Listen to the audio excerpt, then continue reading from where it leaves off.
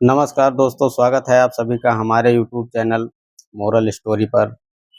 दोस्तों, आज की कहानी राजस्थान के पाली जिले में एक बसा छोटा सा शांत गांव था, सुमेरपुर। इसी गांव में एक मध्यम वर्गीय परिवार रहता था। घर में अकेली केवल दो ही सदस्य थे, बूढ़े रामलाल जी और उनकी नई नई ब्याह कराई बहू रीना। रामलाल जी उम्र के उस पड़ाव पर थे जहां शरीर से पहले जैसे फुर्ती तो नहीं रहती, पर जिम्मेदारी का एहसास भरपूर होता है। कई साल पहले उनकी पत्नी का देहांत हो गया था। तब से उन्होंने अपने अकेले बेटे विकास को बड़े लाड प्यार और दुखों में झेलते हुए पाला पोसा था।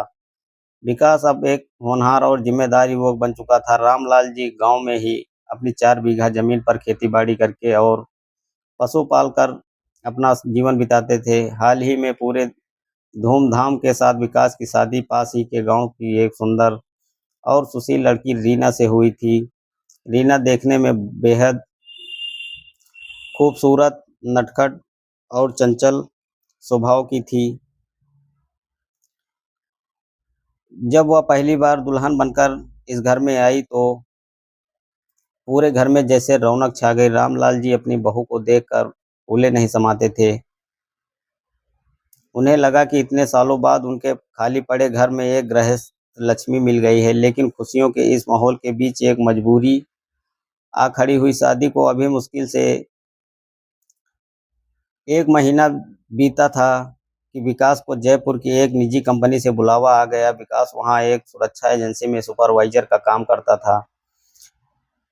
शादी के लिए उसे केवल 2 हफ्ते की छुट्टी मिली थी। छुट्टी खत्म होते ही कंपनी के मैनेजर का सख्त फोन आने लगा कि वह तुरंत काम पर नहीं लौटा तो उसकी नौकरी चली जाएगी। दोस्तों, विकास के सामने धर्म संकट था। एक तरफ उसकी नई नवेली पत्नी थी जिसका हाथ थामे उसे अभी कुछ ही महीने हुए थे। दूसरी तरफ आजीविका का सवाल था। आखिर में भारी मन से विकास ने जयपुर लौटने का फैसला किया। जाते वक्त विकास ने रीना के दोनों हाथ अपने हाथों में थामे और कहा, रीना, मुझे माफ करना। मैं तुम्हें इस तरह अकेले छोड़कर नहीं जाना चाहता, लेकिन हमारी आने वाली जिंदगी को बेहतर बनाने के लिए यह नौकरी भी बहुत जरूरी है। दोस्तों, उसके पिताजी घर पर हैं, वे तुम्हारा पूरा ख्याल रखेंगे, बस तुम अपना ध्यान रखना। दोस्तों, रीना की आंखों में आंसू थे। उसने सिर्फ इतना कहा, आप जल्दी वापस आने की कोशिश करना। दोस्तों, विकास अपने बूढ़े पिता के चरण छूकर अपनी नई नवेली दुल्हन को उनके भरोसे छोड़कर जयपुर के लिए रवाना हो गया। दोस्तों, विकास के चले जाने के बाद घर के हवा जैसी भारी हो गई हो। रीना के लिए यह बिल्कुल नया माहौल था। अपने मायके में वह हमेशा खुशी से हंसी खुशी और अपनों के बीच घिरी रहती थी, लेकिन यहाँ दिन भर सन्नाटा पसरा रहता था। उधर ससुर रामलाल जी सुबह सुबह चाय नाश्ता करके खेतों पर निकल जाते। वे दोपहर को भी वहीं रूखा सूखा खा लेते और सीधे ढलती शाम को ही घर लौटते। दोस्तों, दिन भर रीना घर के कामकाज निपटाती, खाना बनाती और फिर अपने कमरे में अकेली बैठी रहती। दोस्तों, शुरुआती कुछ दिनों तक तो रीना ने जैसे तैसे वक्त काटा। वह विकास के फोन का इंतजार करती, पर विकास भी अपनी नई ड्यूटी में इतना व्यस्त हो जाता कि दिन में एक आध बार ही बात कर पाता। धीरे धीरे रीना के मन में एक अजीब सा सूनापन और अकेलापन घर करने लगा था। दोस्तों दोस्तों दूसरी ओर रामलाल जी अपनी बहू का पूरा ध्यान रखने की कोशिश करते थे। वे जब भी शाम को गांव की चौपाल या बाजार से लौटते तो रीना के लिए कुछ ना कुछ जरूर लाते। कभी ताजे फल तो कभी उसकी पसंद की मिठाइयाँ। वे चाहते थे कि उसकी बहू को घर में किसी चीज़ की कमी ना रहे, वह खुश रहे। पर दोस्तों, रीना का स्वभाव थोड़ा अलग था। वह अपने ससुर के सामने हमेशा लंबा घूंघट खींच कर रखती और बहुत कम बातचीत करती। उसके मन में अपने ससुर के प्रति कोई विशेष आदर या लगाव नहीं था। वह उन्हें बस एक पुराने ख्यालात का बूढ़ा किसान मानती थी जो दिन भर मिट्टी में सना रहता था। जब भी रामलाल जी उससे हंसकर बोल बात करने की कोशिश करते तो रीना संक्षिप्त जवाब देकर अपने कमरे में चली जाती। दोस्तों, रामलाल जी मन ही मन सोचते थे कि शायद नई बहू है इसलिए शर्माती है, या फिर अपने पति की याद में उदास रहती है। तो वे अक्सर रीना से कहते, बहू, ऐसे उदास मत बैठा करो, हंसते मुस्कुराते रहा करो। घर में बहू बेटियों की हंसी से ही बरकत होती है। दोस्तों, विकास भी तो तुम्हारे और अब हमारे भविष्य के लिए ही मेहनत कर रहा है। पर दोस्तों, रीना इन बातों को कोई खास असर नहीं होता था। उसका अकेलापन अब चिड़चिड़ेपन और एक अजीब सी बेचैनी में बदलने लगा था। दोस्तों, मन की बेचैनी शादी के लगभग 3 महीने बीत चुके थे। एक दिन शाम के समय रामलाल जी बाजार जाने के लिए तैयार हो रहे थे। उन्होंने अपनी लाठी उठाई और झोला लेकर बाहर निकलने लगे। तभी रीना अपने कमरे से बाहर निकली और थोड़ा हिचकते हुए बोली, पिताजी जरा सुनिए। रामलाल जी रुके और मुड़कर बोले, हाँ बहू कहो, क्या बात है? कुछ मंगाना है क्या? दोस्तों, रीना ने घूंघट के पीछे से कहा, जी आज मेरा कुछ खट्टा खाने का बहुत मन कर रहा है। अगर बाजार जा रहे हो तो मेरे लिए कुछ इमली या खट्टे कच्चे आम लेते आइएगा। यह बात सुनकर रामलाल जी अचानक ठिठक गए। उनके कदम वहीं थम गए। वह गांव देहात के पुराने बुजुर्ग होने के नाते उनके दिमाग में तुरंत एक बात कौंधी। उन्होंने रीना की तरफ देखा और थोड़े चका संकोच व चिंता भरे स्वर में पूछा, बहू तुम खट्टा मंगवा रही हो? अभी तो तुम्हारी शादी को महीना भर भी नहीं हुआ है। कहीं कोई खुशखबरी तो नहीं? तुम उम्मीद से तो नहीं हो? दोस्तों, रीना यह सुनकर पल भर के लिए झेंप गई, लेकिन फिर उसने चिल्लाते हुए कहा, पिताजी आप भी कैसी बातें करते हैं? अभी तो शादी को 3 महीने ही हुए हैं और आपके बेटे को गए भी हफ्ते हो गए हैं। इतनी जल्दी ऐसा कैसे हो सकता है? बस मेरा यूं ही कुछ चटपटा और खट्टा खाने का मन हुआ, इसलिए कह दिया। इसमें इतना सोचने वाली क्या बात है? रामलाल जी को अपनी नादानी का थोड़ा संकोच हुआ। उन्होंने अपने सिर पर हाथ फेरा और बोले, अरे बहू बुरा मत मानो, हम तो पुराने जमाने के लोग हैं, बस ऐसे ही ख्याल आ गया। ठीक है, मैं तुम्हारे लिए खटाई ले आऊंगा। बाजार जाकर रामलाल जी ने घर के राशन के साथ साथ रीना के लिए अच्छी खट्टी मीठी गोलियां और इमली खरीदी। घर लौटकर जब रीना को वह सामान दिया तो रीना बिना कुछ कहे सामान लेकर अपने कमरे में चली गई और बड़े चाव से खाने लगी। दोस्तों, रामलाल जी अपने कमरे में बैठकर हुक्का पीते हुए सोचने लगे कि आखिर रीना इतनी उदास और अजीब क्यों रहती है। उन्होंने मन ही मन फैसला किया कि बहू घर में पूरी आज़ादी और अपनापन महसूस कराना होगा, वरना इसका मन इधर उधर से उचट हो जाएगा। दोस्तों, अगले दिन रामलाल जी ने रीना के कमरे में के पास जाकर बड़े दुलार से कहा, देख बहू, इस घर में बस केवल हम दो लोग ही हैं। विकास दूर है। अगर तुम्हें कभी किसी चीज़ की ज़रूरत हो तो, तकलीफ हो तो, या घबराइए तो बिना किसी झिझक के मुझे कह दिया करो। मुझे अपना पिता ही समझो। तुम्हारा यूं गुमसुम रहना मुझे देखा नहीं जाता। रीना ने चुपचाप सिर हिलाया, पर उसके दिमाग में विचारों का बवंडर चल रहा था। दोस्तों, दिन बीतते गए, लेकिन रीना का अकेलापन कम होने के बजाय बढ़ता ही जा रहा था। दोस्तों, रात के सन्नाटे में जब वह अपने कमरे में अकेली होती थी, तब उसका सब्र जवाब में लगता। जवानी का उभार, पति की दूरी और घर का सन्नाटा, इन सब ने मिलकर उसके मन में भटकाव करना शुरू कर दिया। दोस्तों, दूसरी तरफ रामलाल जी यद्यप उम्र दराज थे, पर वर्षों से उनके अकेले रहते आए थे। घर में एक नौयौवना बहू की मौजूदगी में उनकी उदासी के ने उनके अवचेतन मन में भी सोई हुई इच्छाओं को धीरे धीरे जगाना शुरू कर दिया। हालांकि वे शुरुआत में इसे अपनी वितृप्त जिम्मेदारी मानते थे, लेकिन नियत और वक्त का खेल कुछ और ही होता है। दोस्तों, एक दिन सुबह की बात है। रीना घर के पिछले हिस्से में बने स्नान घर में नहाने गई थी। स्नान घर की पक्की दीवारें तो थी, लेकिन ऊपर से वह आधा खुला हुआ था। दरवाजा भी लकड़ी का पुराना था, जिसमें हल्की सी दरार थी। संयोग से उसी समय रामलाल जी भी हाथ मुंह धोने के लिए बाल्टी में पानी भरने उधर आए। दोस्तों, जैसे ही उनकी नज़र उस दरार पर पड़ी, वे खुद को रोक नहीं पाए और रीना की नज़र भी अचानक दरवाजे की दरार पर पड़ी।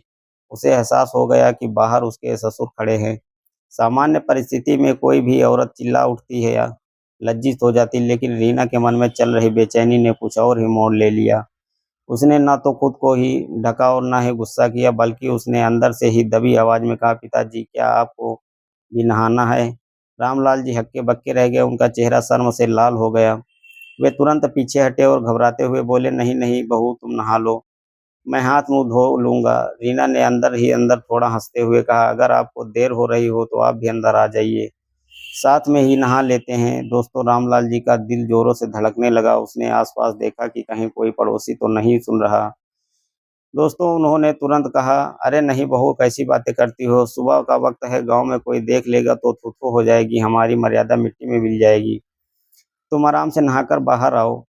यह बात कहकर रामलाल जी वहां से तेजी से हट गए, लेकिन इस घटना ने दोनों के बीच मर्यादा की अदृश्य दीवार को पूरी तरह तोड़ दिया था।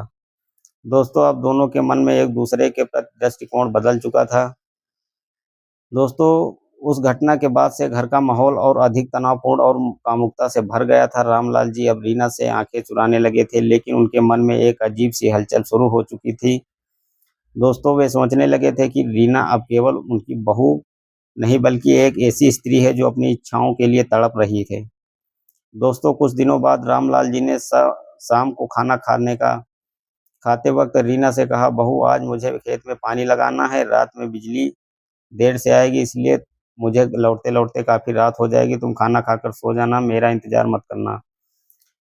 दोस्तों, रामलाल जी ने खेत पर चले गए। रीना ने रात का काम निपटाया, लेकिन आज उसका मन किसी काम में नहीं लग रहा था। उसने नहा धोकर सुंदर कपड़े पहने, बालों में तेल लगाया और शीशे के सामने खड़ी होकर खुद को देखने लगी। रात के 10 बज चुके थे।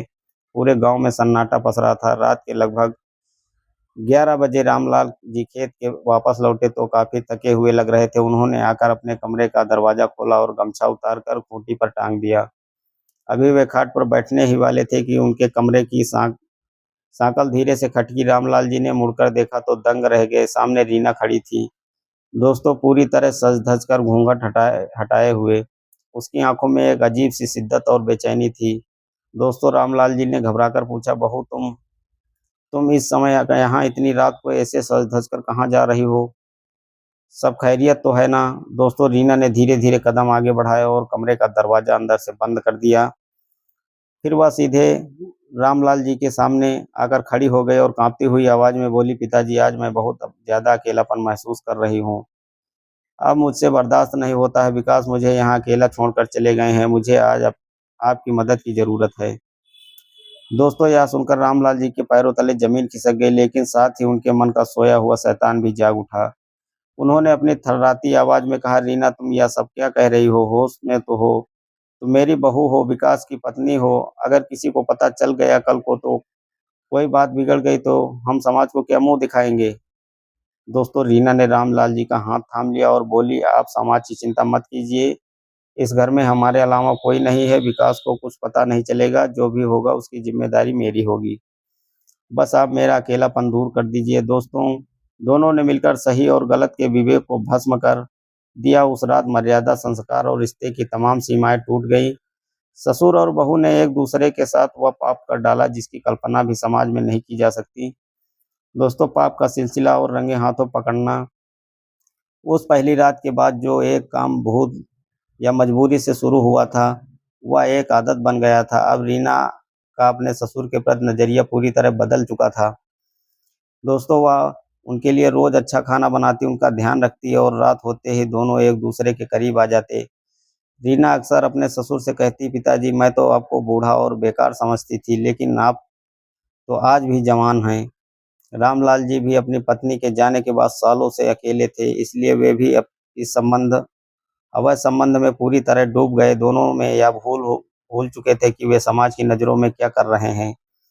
दोस्तों, उन्हें लगता था कि वह उनका एक राज कभी किसी के सामने नहीं आएगा, लेकिन जैसा कि कहावत है, पाप का घड़ा एक ना एक दिन भरता जरूर है। लगभग 2 महीने इसी तरह बीत गए। जयपुर में काम कर रहे विकास को अचानक अपने गांव और पत्नी की याद सताने लगी। उसने सोचा कि रीना को सरप्राइज दिया जाए। उसने कंपनी से 3 दिन के लिए छुट्टी ली और बिना किसी को बताए, बिना फोन किए, रात को बस पकड़कर सुमेरपुर के लिए निकल पड़े। रात के लगभग 12 बजे विकास गांव पहुंचा। चारों तरफ गहरा अंधेरा था। विकास मन ही मन बहुत खुश था कि वह अपनी पत्नी को अचानक सामने देखकर हैरान कर देगा। वह दबे पांव अपने घर के मुख्य दरवाजे पहुंचता है। दरवाजा अंदर से हल्का सा अटका हुआ था। उसने धीरे से धक्का दिया तो दरवाजा खुल गया। विकास अपने जूते बाहर उतार कर अंदर आया। उसने सोचा कि रीना अपने कमरे में सो रही होगी, लेकिन जब वह रीना के कमरे में पास गया तो वहां ताला लगा था। यह दरवाजा बंद था और अंदर कोई नहीं था। दोस्तों, विकास को थोड़ा अचरज हुआ। फिर उसने देखा कि उसके पिताजी रामलाल जी के कमरे में हल्की सी रोशनी आ रही है और अंदर से दबी दबी फुसफुसाहट की आवाजें आ रही हैं। विकास ने सोचा कि शायद पिताजी की तबीयत खराब हो रही, रीना उन्हें दवाई दे रही होगी। वह सीधे कदम बढ़ाता हुआ अपने पिता के कमरे में पास गया और जैसे ही उसने खिड़की से अंदर झांका, उसके होश उड़ गए। उसके पैरों तले जमीन खिसक गई। दोस्तों, अंदर का दृश्य देखकर विकास का खून जम गया। उसकी अपनी नवविवाहिता पत्नी, उसका सगा बाप, दोनों आपत्तिजनक स्थिति में थे। दोस्तों विकास का दिमाग सन्न रह गया। गुस्से, दुख और नफरत की इस भीषण लहर उसके पूरे वजूद में दौड़ गई। उसने जोर से दरवाजे पर लात मारी। धड़ से आवाज साथ दरवाजा खुल गया। कमरे के अंदर सन्नाटा छा गया। रामलाल जी और रीना ने जो देखा उसे देखकर उसके प्राण सूख गए। सामने विकास खड़ा था। उसकी आंखें लाल थी और चेहरे पर भयानक क्रोध था। दोस्तों विकास थर-थर काँप रहा था। उसने चीखते हुए कहा, पिताजी, यह क्या कर रहे हैं आप? मैं अपनी आँखों पर यकीन कैसे करूं कि जिस बाप ने मुझे पाला-पोसा, संस्कार दिए, वही बाप मेरी पीठ में ऐसा छुरा घोंप रहा है। और रीना, मैंने तुम्हें अपने घर की इज्जत बनाकर यहाँ छोड़ा था और तुमने मेरे ही पिता के साथ यह नीच काम किया। दोस्तों रामलाल जी का सिर शर्म से पूरी तरह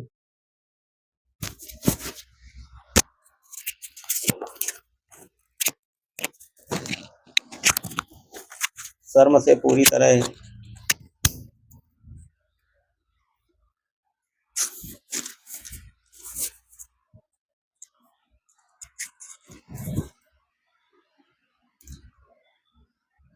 वे अपनी खाट से नीचे गिरे। शर्म से पूरी तरह झुक गया। वे अपनी खाट से नीचे गिरे और विकास के पैरों में गिर पड़े। उनकी आंखों में पछतावे के आंसू बह रहे थे। वे कांपते हुए हाथों से बोले, विकास बेटे, मुझे मार डाल, मुझे जान से मार दे, मुझे बहुत बड़ा पाप किया है। मैं अपनी वासना पर काबू नहीं रख पाया, मुझे माफ कर दे बेटा। रीना भी रोते हुए घुटने के बल बैठ गए। विकास के पैरों पर पकड़कर गिड़गिड़ाने लगी, मुझे माफ कर दिया, मुझसे बहुत बड़ी गलती हो गई। मैं अकेलेपन में बहक गई थी, मुझे अपनी गलती का एहसास है, मुझे मत छोड़िए। विकास ने नफरत और अपने पैर पीछे खींच लिए। उसकी आंखों से भी आंसू बह रहे थे। उसने कहा, माफी? किस बात की माफी? तुम दोनों ने मिलकर मेरे विश्वास, मेरे प्यार और मेरे इस घर की मर्यादा की धज्जियां उड़ा दी है। अब इस माफी का कोई मतलब नहीं है। विकास गुस्से से घर से बाहर जाने लगा। रामलाल जी ने रोते हुए उसे रोका, बेटा तू कहाँ जा रहा है? इतनी रात को कहाँ जाएगा? दोस्तों विकास रुका और मुड़कर बोला, मैं इस घर को हमेशा हमेशा के लिए छोड़ कर जा रहा हूँ। अब मेरा इस घर से और इस बाप से और इस औरत से कोई रिश्ता नहीं है। तुम दोनों अपनी आप पाप की दुनिया में खुश रहो। रामलाल जी ने हाथ जोड़कर कहा, नहीं बेटा, ऐसा मत कर। यह घर तो तुम्हारा है। अगर तू घर छोड़कर चला गया तो इस कलंक के साथ नहीं जी पाऊंगा। मैं गांव के कुएं में कूद कर अपनी जान दे दूंगा। अगर सजा देनी है तो मुझे घर के निकाल दो, पर तू मत जाना। रीना भी बिलक बिलक कर रो रही थी। अगर आप चले गए तो मैं कहाँ जाऊंगी? मेरे मायके वाले मुझे मुंह नहीं दिखाएंगे। समाज मुझे जीने नहीं देगा। पिताजी बूढ़े हैं, वे कहाँ जाएंगे? कृपया मुझे एक बार मौका दीजिए। दोस्तों रात का आखिरी पहर बीत चुका था। घर में सिर्फ रोने और सिसकने की आवाजें आ रही थी। विकास बाहर आंगन में नीम के पेड़ के नीचे बैठकर सिर थामे सोच रहा था। उसका मन कर रहा था कि दोनों को पुलिस के हवाले कर दे या गांव की पंचायत बुलाकर पूरे गांव के सामने नंगा कर दें। लेकिन उसके मन में दूसरे कोने में एक आवाज आई, पंचायत बुलाने में बदनामी किसकी होगी? उसकी अपनी। पिता बूढ़े हैं, समाज में थू थू होगी और पिता शायद इस बेइज्जती को सह न पाए और आत्महत्या कर लें और रीना उसकी पूरी जिंदगी तबाह हो जाएगी।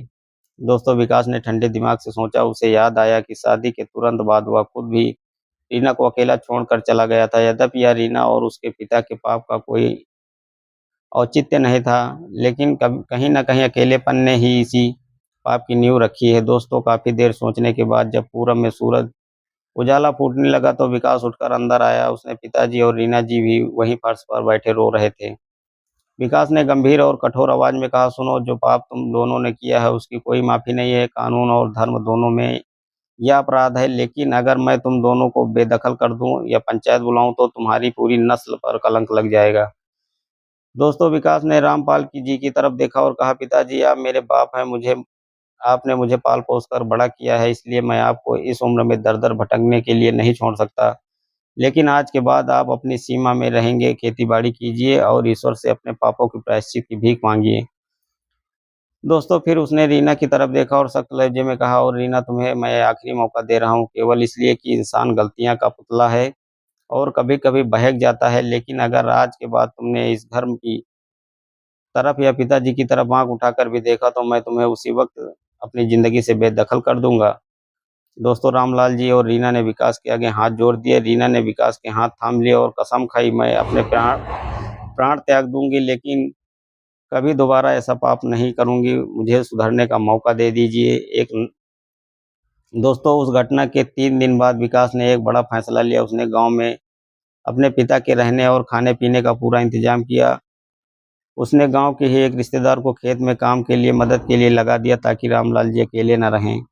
दोस्तों उसके बाद विकास रीना को अपने साथ जयपुर ले आया। उसने जयपुर में एक छोटा-सा 2 कमरे का मकान किराए पर लिया। दोस्तों शुरुआत में विकास और रीना के बीच एक अजीब-सी दूरी और सन्नाटा रहता था। विकास अब आसानी से उस कड़वी बात को भूल नहीं पा रहा था। लेकिन रीना के सच्चे मन ने प्रायश्चित करना शुरू कर दिया। वह विकास की छोटी से छोटी ज़रूरत का ख़्याल रखती, दिन-रात उसकी सेवा में और कभी किसी बात की शिकायत नहीं करती। दोस्तों समय बीतने के साथ-साथ जख्म भरने लगे। रीना के समर्पण और सच्चे पछतावे देखकर विकास का दिल भी धीरे-धीरे पिघलने लगा। उसने समझा कि अपनी गलती को मानकर सुधार कर लेना ही इंसान की असली परीक्षा है। दोस्तों कुछ सालों बाद उन दोनों के 2 सुंदर बच्चे हुए, एक बेटा और एक बेटी। दोनों बच्चों के आने से उसके छोटे से घर में खुशियां लौट आई। रीना एक समर्पित पत्नी और एक बेहतरीन मां साबित हुई। उसने फिर कभी मुड़कर किसी गलत राह पर कदम नहीं रखा। दोस्तों उधर सुमेरपुर गांव में रामलाल जी भी अब काफी वृद्ध हो चुके थे। वे अपना अधिकांश समय पूजा पाठ और भगवान से ध्यान में बिताते थे। जब भी विकास छुट्टियों में बच्चों के साथ गांव आता तो रामलाल जी पोते पोतियों को देखकर भावुक हो जाते। वे मन ही मन अपने बेटे विकास की समझदारी और बड़प्पन का शुक्रिया अदा करते, जिसने एक हंसते खेलते परिवार को बिखेरने से बचा लिया था। दोस्तों यह कहानी हमें जीवन में कई अहम पहलुओं पर सोचने के लिए मजबूर करती है। रिश्तों में समय और उपस्थिति का महत्व केवल शादी कर लेना या रिश्ते बना लेना ही नहीं काफ़ी नहीं होता है, उन्हें वक्त और अपनापन देना भी उतना ही जरूरी होता है। अत्यधिक अकेलापन अक्सर इंसान को मानसिक रूप से कमजोर बना देता है। दोस्तों गलती और प्रायश्चित, इंसान गलतियों का पुतला है और परिस्थितियों के दबाव में कभी बहक जाता है। लेकिन यदि इंसान अपनी गलती का सच्चा एहसास हो और वह दिल से प्रायश्चित करना चाहे तो उसे सुधार का एक मौका जरूर मिलना चाहिए। अगर उस रात विकास गुस्से में आकर जल्दबाजी में कोई कदम उठा लेता, पंचायत बुला लेता या हिंसा कर बैठता तो शायद 3 जिंदगियां हमेशा के लिए तबाह हो जाती। उसके संयम और सही फैसले ने न केवल परिवार की इज्जत बचाई बल्कि एक भटकते हुए इंसान को सही राह पर वापस ला खड़ा कर दिया। दोस्तों इस कहानी से आपको क्या सीख मिलती है? आप लोगों को ये कहानी सुनाने का मतलब किसी के दिल को ठेस पहुंचाना नहीं बल्कि समझदारी और संयम से काम लेना है। मिलते हैं नेक्स्ट वीडियो में, तब तक के लिए धन्यवाद।